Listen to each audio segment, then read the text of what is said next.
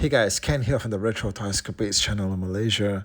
I was genuinely surprised to see that a character like Webstore, from all the way back from MOTU Origins Wave 6 in 2021, is now being re-released on a new card and labeled as a fan favorite. Now I was shocked because as I covered here on the channel before, there are hundreds of Origins Webstore figures lying unsold right here in Malaysia for the last 2.5 years. The MOTU Origins fan favorite series of reissues seems like a good idea, even though the line isn't really that old when you think about it. Now, I thought that re-releases only happened after 10 years or maybe even 40. But this one seems like an attempt to get older product back out into the market again to fill in some gaps, perhaps. But is it because these figures sold out so fast the first time out that nobody could get their hands on it? Or is it because nobody could find these figures because the distribution was so bad? Let's examine that. Now, is Mini Comic Trapjaw honestly really due for a re-release? It feels like he came out just about a year ago. Now, this is a figure that you can still find at stores online here in Malaysia, so I wasn't exactly aware of the status of his inavailability, but I would have thought that the regular Trapjaw from Wave 2 would see a reissue first instead. Then we have King Randor, also from Wave 10, and another very recent release, but apparently you need to call him Randor because he's a real rarity. Okay, again, I wasn't clued in as to the status of his inavailability because just like Minicon Trapjaw, he's still readily available online here. Also making its way into the fan favorites is the Ninja figure from Wave 4. Now, I remember this one being one of the very first MOTU reviews I did here on the channel. That was something of a YouTube first. It was all the way back in 2021. And the figure could still be easily found here on shelves in Malaysia for about up to a year after its release. The weird thing is, I don't remember the general feedback out there being of people really clamoring for this figure when it first came out. It was one of the hardest figures to find from the original series, but when they put it out in Origins, it just seemed at first that a lot of people felt that this was maybe one of those figures that they would just wait until it was on clearance to eventually pick up. But then the buzz on it really started to take off when it became really rare and hard to find internationally. And I think that it was one of the first MOTU Origins figures that I started to see the prices going up, like really shooting up on the secondary market, like about $40 to $50. And that's when, interest in this figure, I think, really started to take off. Also making a fan favorite comeback is the Wave 3 Merman. Now, I always felt that this was a somewhat bland looking figure. It's based off the vintage 80s design, but the colors in the original were a lot better. The Origins figure made it far too brighter, I think. And then we had an even more superior Merman with the Wave 5 Lords of Power release.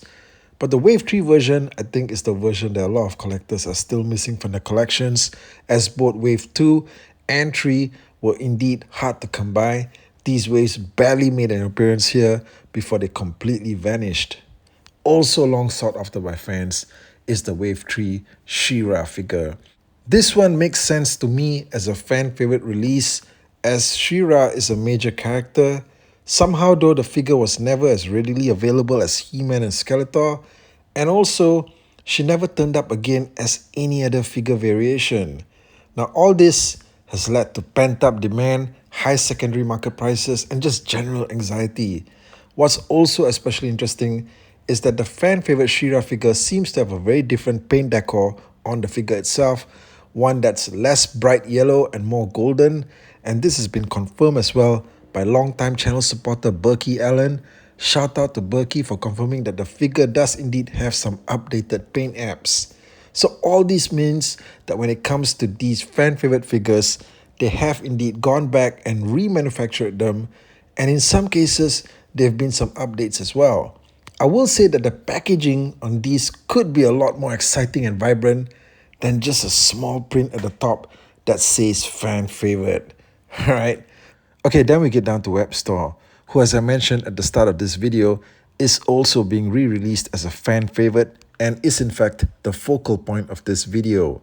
Now, those of you who have been following the channel for years now would have seen my MOTU videos on the Origins Webstore figure from 2021. At the time, the review was the very first to hit YouTube, and I highlighted a critical issue with the figure involving its cable line, in which it could just snap off at the grappling hook end and get sucked back into the backpack with no way for you to retract it out as the backpack was sealed. So that was the kind of bullshit that I faced with the first figure that I purchased. Then, on a second replacement unit, I experienced a different issue in which the cable line simply would not allow for Webstore to climb up. So I'm like just tugging at the thing, but he's not climbing up at all. All right, so all this was just some total bullshit, like I mentioned. All right, I've heard from other users who experienced similar issues with the figures, and there were also others who had web stores that worked perfectly fine. For others still, the issues simply did not matter as they never opened their action figures anyway. So anyway, the whole experience left me with a real sour taste, especially when it comes to Webstore as an action figure. And for the longest time, I just wanted nothing to do with it. But as the years went on, from 2021 to 2022, and then 2023, I would continue to see the figure on shelves together with the rest of Wave 6. Because like I mentioned in several other videos as well, Wave 6 was the last full wave of MOTU Origins figures to make it down here to retail in Malaysia. All right, ever since then, there's been nothing except a couple of vehicles here and there, and that's about it. So I'm talking about tons and tons of complete waves of Wave 6 figures all over the place at every department store, every Toys R Us store here. And apparently hundreds were brought in, I guess, because they're all still on shelves. Nobody bought them. They tried year after year, clearance after clearance, just to try and sell these figures. But nobody would lay a spider bite on them, apparently. So that thumbnail, okay, for this video, where you see all those web stores, okay, that's not like a AI generated photo or something like that. It's something that I actually witness time and time again when I walk into a Toys R Us store here at the MOTU Origins section.